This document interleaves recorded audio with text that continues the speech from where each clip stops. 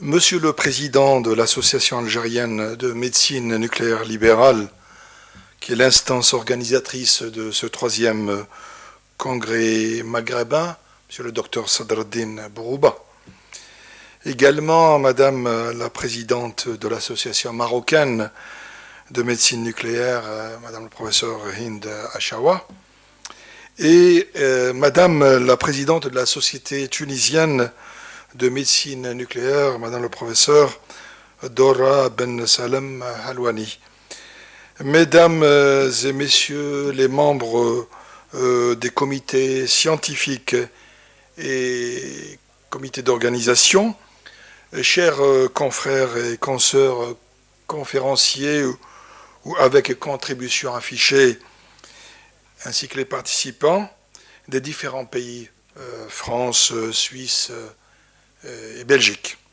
Mesdames et Messieurs, chers amis, je tiens tout particulièrement à vous remercier de votre aimable invitation pour dire un petit mot donc, à l'occasion de ce troisième congrès maghrébin à partir d'Alger. Et suis aussi heureux d'être parmi vous en tant que communauté scientifique, puisqu'elle est à l'origine la mienne également. Je serais bien sûr ravi que ces 2 jours que nous passons ensemble, même si c'est sur un mode virtuel, il va falloir s'y faire, la crise sanitaire oblige. Donc que ce soit des moments de rencontre, d'échange, de partage, d'expérience, partage d'expérience, et après tout de convivialité aussi. À ce propos, je tiens à saluer vivement le Centre de recherche en information scientifique et technique, le CIRIST d'Alger, grâce à son directeur, le professeur Belbachir Hassan, ainsi que son adjoint, le docteur Yahyaoui Saïd, qui n'ont ménagé aucun effort pour qu'un tel mode virtuel puisse réussir à produire une alchimie, celle bien sûr d'associer la science médicale et le lien humain du phénomène présentiel qui nous manque aujourd'hui. Puisque nous sommes dans un contexte de crise sanitaire, celle de la Covid-19, et avant d'aborder votre thématique, permettez-moi, mesdames et messieurs, de mettre mon grain de sel en tant que président de l'Agence nationale algérienne de sécurité sanitaire. En fait, je voulais vous dire à travers ce message subliminal que nous allons, hélas, entrer dans l'ère des pandémies. En effet, des pandémies futures vont apparaître plus souvent, se propageront plus rapidement, causeront plus de dommages à l'économie mondiale et tueront plus de personnes que la Covid. Il existe bien un lien direct entre la dégradation de la nature dans sa biodiversité, qu'on appelle la faune et la flore, et l'augmentation des risques de pandémie. Donc il y a un lien direct. Et on estime à plus de 1,5 million le nombre de virus non découverts actuellement et présents dans les mammifères et les oiseaux, et dont la moitié de ces virus non encore connus pourraient avoir la capacité d'infecter les êtres humains. Ces animaux réservoirs et leurs micro-organismes étaient, entre guillemets, tranquilles dans leur écosystème.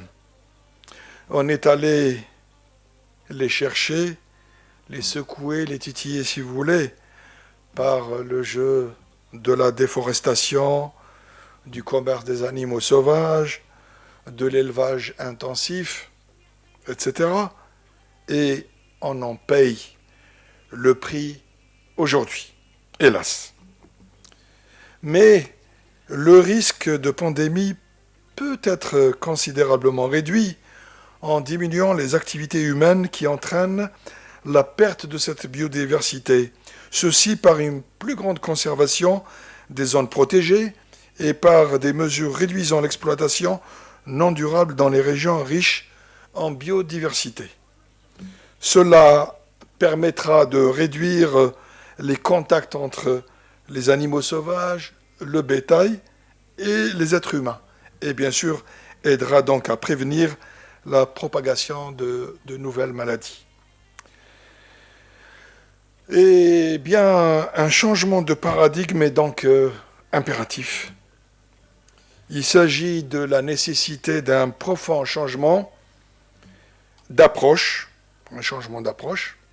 pour passer de la réaction à ces phénomènes, et passant à la prévention de ces mêmes phénomènes.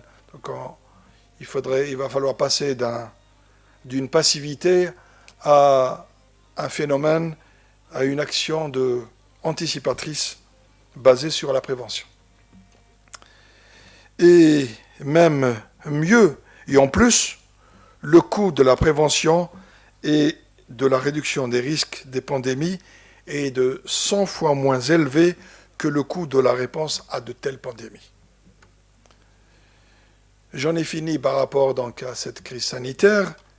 Donc je reviens par rapport à notre troisième congrès maghrébin de médecine nucléaire pour vous dire qu'il s'agit d'un plaisir d'être parmi vous pour cet événement qui est un des temps forts de la mission de votre organisation maghrébine dans cette recherche d'échange et d'apprentissage dans un seul objectif qui est celui d'améliorer le diagnostic et les soins en passant, comme le signale la thématique de ce troisième congrès maghrébin, de la cardiologie nucléaire au PET scan en oncologie et à la theranostique.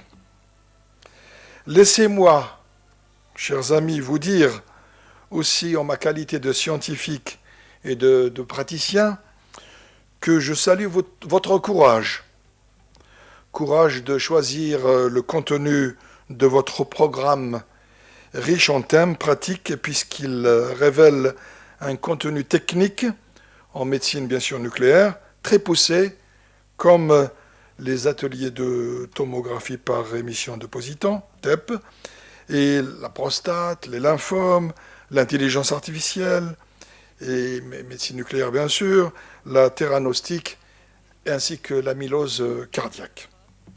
Il en est de même concernant des problématiques pointues et pratiques telles que l'intérêt de la séance méthionine PET-CT dans les tumeurs cérébrales, les détections automatiques des artefacts de blocs de branche gauche quand il s'agit de scintigraphie myocardique, l'évaluation de la valeur du score de Gleason et du taux de PSA dans la prédiction des métastases osseuses du cancer de la prostate, l'efficacité du traitement par iode radioactif de la pathologie nodulaire toxique, le microcarcinome papillaire de la thyroïde, le cancer différencié de la thyroïde de l'enfant et la stratification du risque.